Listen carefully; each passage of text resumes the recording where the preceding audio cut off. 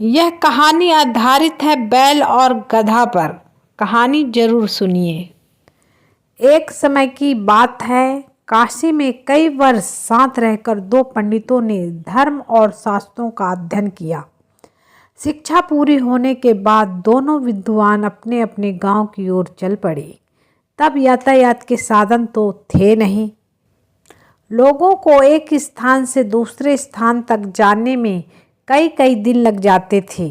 लोग दिन में चलते थे और रात में विश्राम करते थे। ये दोनों पंडित भी ऐसा ही कर रहे थे।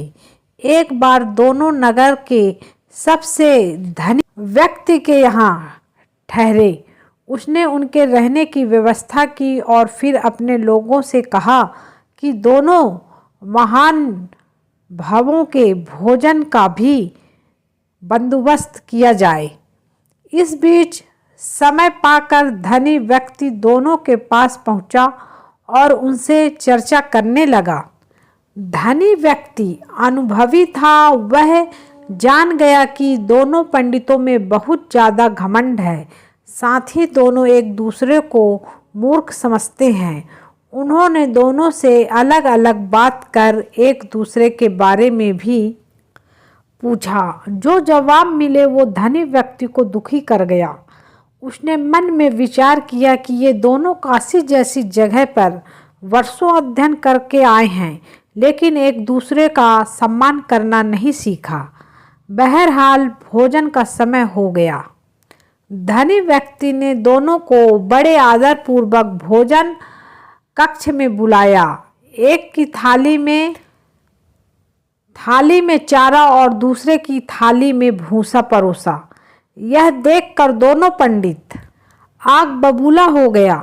गुस्से में आकर कहने लगा कि क्या हम जानवर हैं जो यह चारा और भूसा खाएंगे? धनी होकर तुम हमारा अपमान कर रहे हो।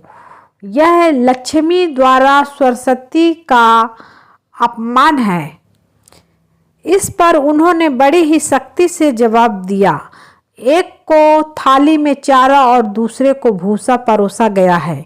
इसमें मेरा कोई कसूर नहीं है। जब मैंने आपसे एक दूसरे के बारे में पूछा था तो उसने कहा था कि वह तो बैल है।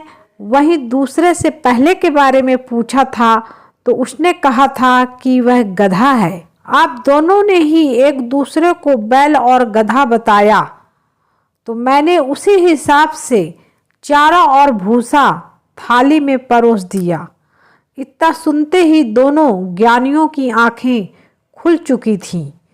उन्हें अपनी गलती का एहसास हो गया था। उन्होंने उनसे क्षमा मांगी। एक दूसरे के प्रति ऐसी सोच रखने के लिए खेद भी जताया। सीख: व्यक्ति में कितना भी ज्ञान आ जाए उसे घमंड नहीं करना चाहिए। साथ ही दूसरों के प्रति बुरे भय नहीं रखने चाहिए।